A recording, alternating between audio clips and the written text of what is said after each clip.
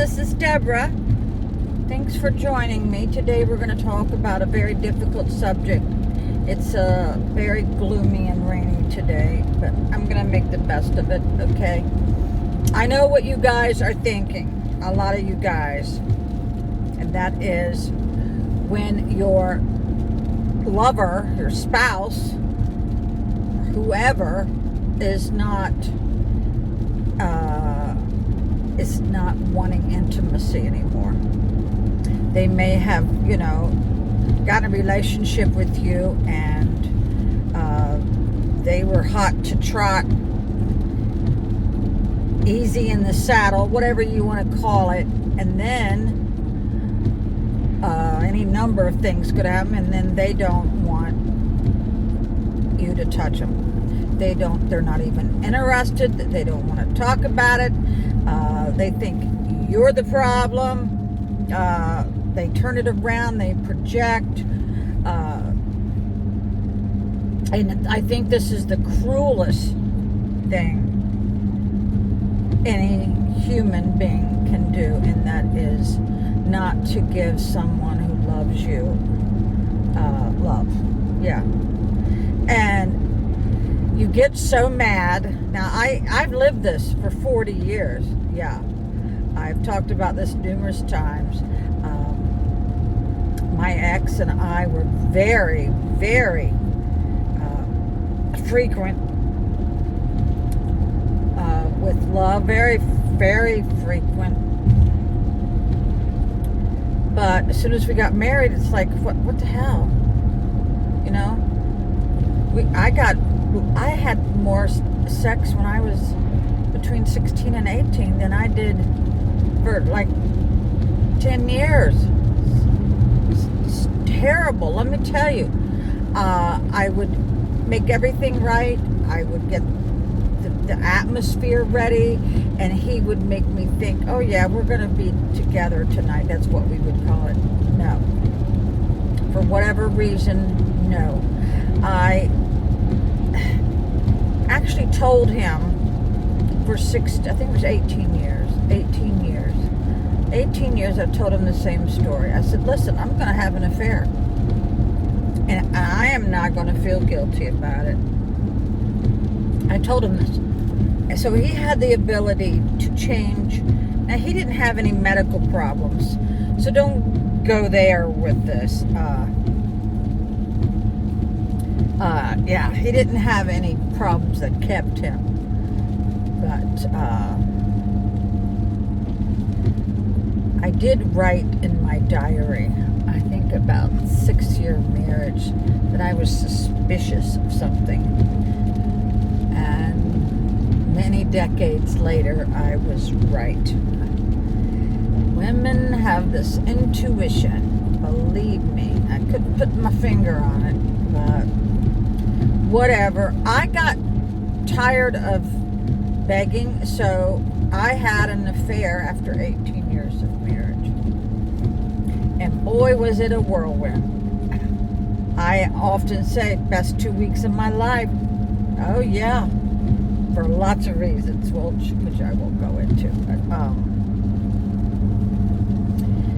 then he wrote me a wonderful love letter. Oh yeah, I'm gonna give you the attention that you want. That lasted maybe a month or two.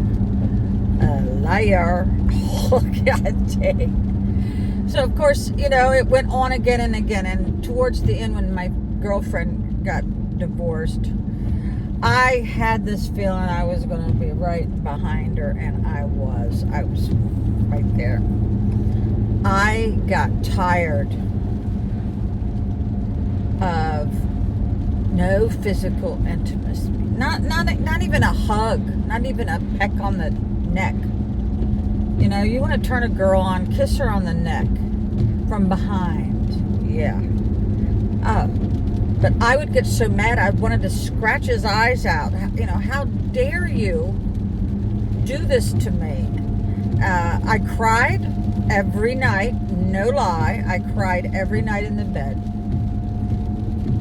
No one should ever have to go through what I did. But let me tell you what. sometimes the only way to remedy this, so you're thinking, well, I don't want to mess up the family. Well, it messed up our family a lot. Yeah, untold misery there, because you lose some friends, then some of your friends who you thought you were your friends, you find out were not your friends. Your relatives disregard you altogether. It's like you're contaminated if you get divorced. So a lot of you elect to stay married, and I get that. But I knew also something was wrong with my marriage when I started setting boundaries. When I finally said no to a certain abuse,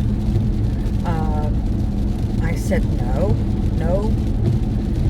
When I started setting a boundary, that's when he knew. Because I had never set any boundaries, and I had never been one of these women who withheld sex for gifts or whatever. I would never like that. These women who do that are also cruel. Very cruel. No, I never denied I was always raring to go. What can I say? So here I am rambling. But yeah, you have to make a choice. Do I disrupt the family and get a divorce? Do I keep the family intact and have an affair? Or here's the third one, you keep tolerating what you are.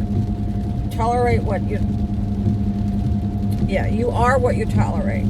But there are always these extenuating circumstances that people have that other people don't understand, okay?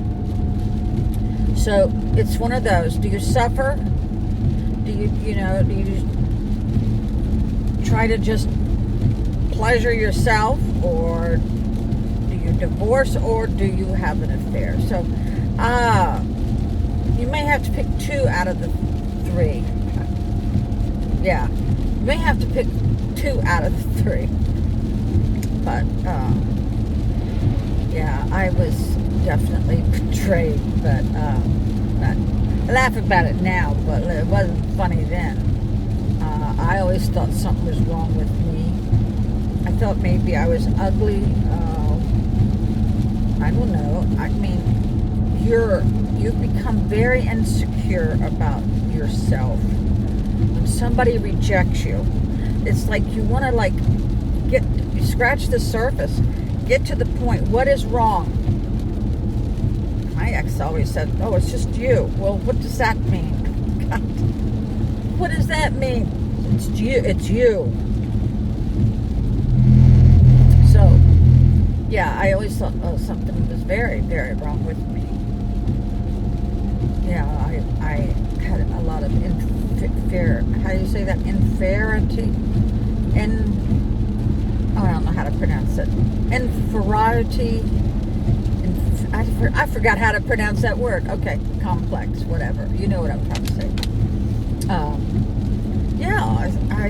I just was very confused and intimidated, and so yeah, I went and I stayed with him. I came back after those 2 weeks. He came and got me, and but whatever. Stayed with him for another 30-some years, I guess. But very unhappily. I even told my psychiatrist, because I went to the hospital twice for depression, I said, I'm the saddest person in the whole world. In the whole world. That's how sad I was. I've cried so much, I filled up a swimming pool. But I tell girls now, and I tell this to the guys, that tears don't do nothing. It doesn't change anything. It might release some endorphins, but isn't that what sex is for, right? Yeah, so I'm gonna have to make one of those choices, but there must be I bet you a third of my subscribers are having this issue. A third of you, because you write to me and you tell me, and I know it's against everything biblical that I have been taught or know, and but I do think that God forgives you in certain circumstances. I really do. He has to, because this is he put that urge in you, right? All right. Thanks for listening.